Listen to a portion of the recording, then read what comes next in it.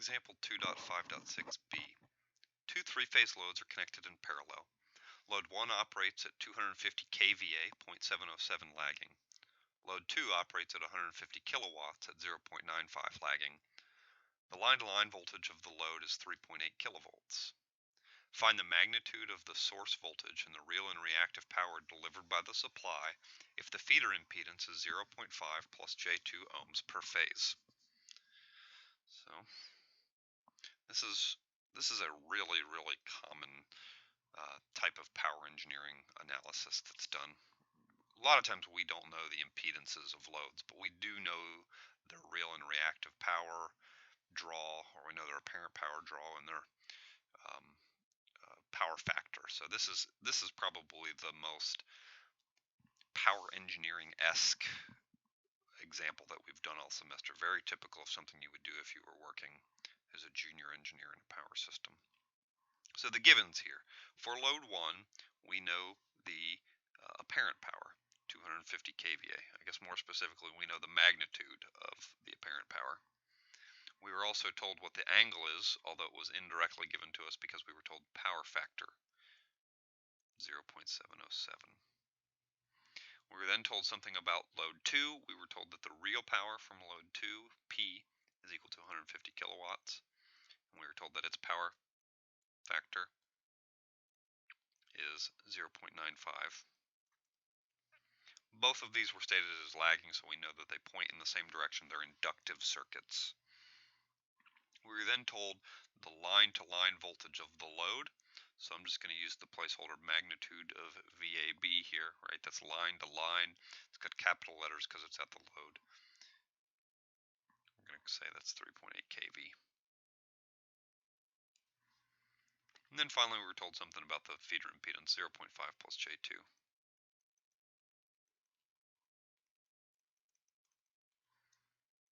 That's very common too. A lot of times we do actually know the characteristics of the lines that are connecting our transformers or our voltage sources to our loads. So very realistic problem here. What are we asked to find here? We want to know the magnitude of the source voltage. So we want to know the magnitude of VAB. Remember, voltage sources are typically specified as line-to-line quantities. Then we want to know the real and reactive power delivered by the supply. So we want to know P three-phase and Q three-phase for the source.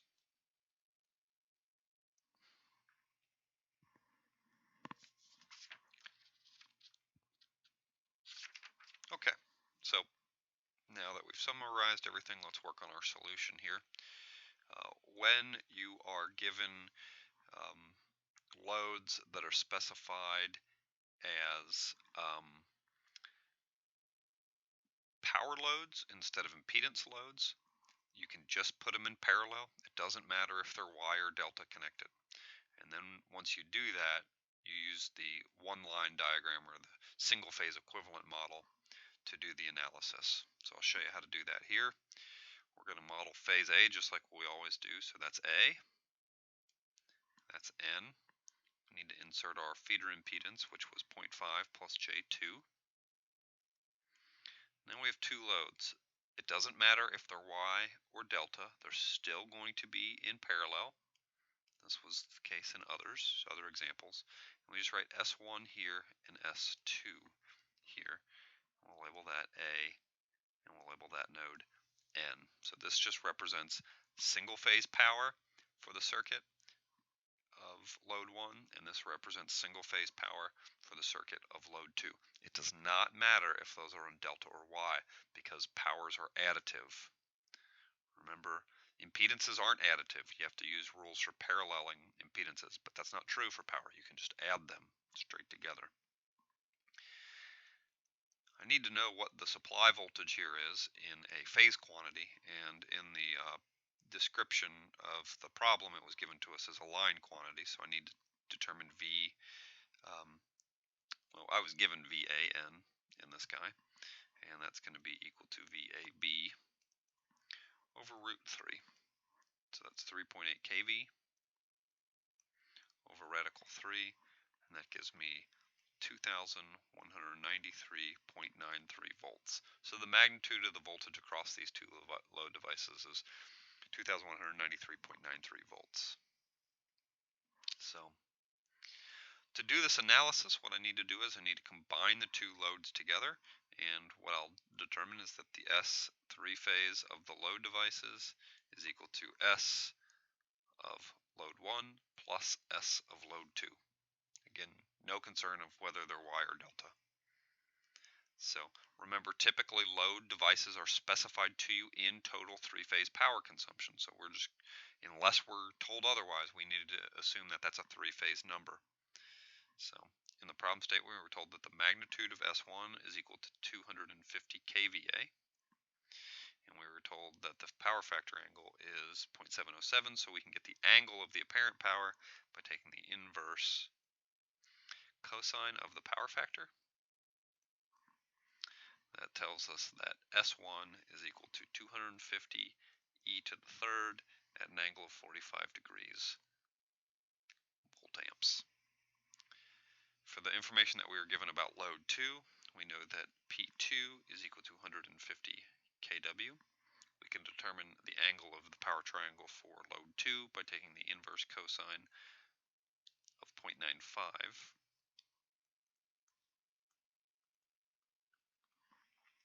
That's equal to 18.19 degrees, and I can determine the magnitude of S2 by dividing P2 by the power factor.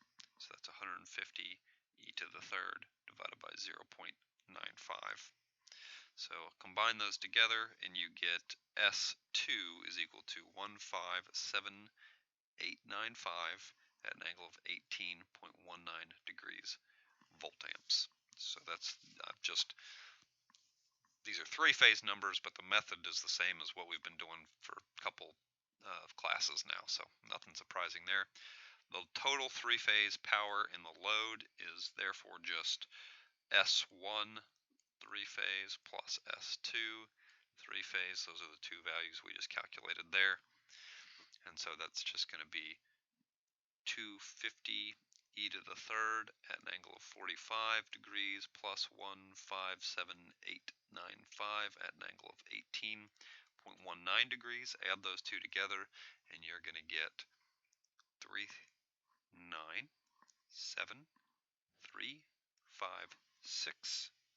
at an angle of 34.68 degrees. Again, that's volt amps. So that's the total load apparent power. I can determine load current by using the relationship for current and between voltage and apparent power, which is S three-phase divided by 3 over VAN. Why did I divide by 3? Well, remember, this is for total three-phase. In a balanced system, a third of that power is for the A phase, so if I wanted to determine phase current, I have to use a single phase power. I hope that makes sense. So this is going to be equal to 397.356 at an angle of negative 34.68 div 3 over the voltage, which was calculated way up here, is 2193.93.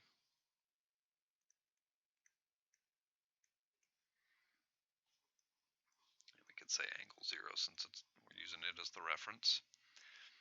And that gives me a phase current of 60.3721 at an angle of negative 34.68 degrees amps. So now I know the current draw here. I got that by calculating total power in the load and dividing that by the voltage across the load. I can determine input voltage at the feeder by just taking the load voltage and adding the voltage drop across this, the impedance of the distribution feeder. So VAN is going to be equal to VAN plus IAA times Z line. Hopefully this formula is starting to look pretty familiar to you. So that's going to be that 2193.93 plus 60.3721 at angle negative 34.68 times 0.5 plus J2. And so that gives us a input voltage on a phase basis of 2288.92 at an angle of 2.06 degrees volts. So that means the magnitude of the supply voltage on a phase basis is just equal to 2288.92. Since feeders are typically specified in a line-to-line quantity, we need to say that magnitude of VAB is equal to root 3 magnitude of VAN. And so that's a value of 3,964.53 volts. We can now calculate the total power from the three-phase source by just taking this voltage and multiplying it by this current and then multiplying by 3. So that's 3 times VAN times IAA, and of course we have to use the complex conjugate like we always do. So that's 3 times 2288.92 at an angle of 2.06. That's the supply voltage. And then we need to multiply it by this number complex conjugate, 60.3721 at an angle of positive 34.68 degrees amps. And so that gives me a value of 414,560 at an angle of 36.74 degrees volt amps. And if I put that in polar form, rectangular form, I get 332,211 watts plus J, 247,983 var.